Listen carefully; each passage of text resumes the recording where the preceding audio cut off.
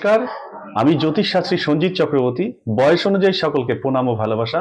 আজকে আমার আলোচনা বাড়ির দরজার সামনে বা বাড়ির উঠোনের মধ্যে কোন গাছটা থাকলে সবচেয়ে বড় ক্ষতি হতে পারে। তো অবশ্যই আশা রাখা যেতে পারে যে বাড়িতে যদি আপনার ঘরের দরজার সোজাসুজি কোনো কুল গাছ বা কোনো ক্যাকটাস জাতীয় গাছ থেকে থাকে, তো বড় ধরনের ক্ষতি হতে পারে।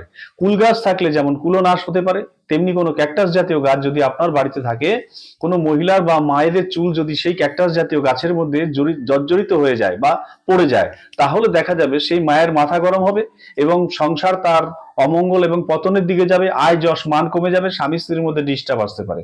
আর বাড়িতে যদি কুল গাছ থেকে থাকে, সেই কুল গাছ যদি আপনার বাড়িতে থাকে, কুলনাশ হতে পারে, বাড়ির কোনো দুর্ঘটনা অ্যাক্সিডেন্ট জনিত কোনো মানুষের প্রাণ নাশ হতে পারে।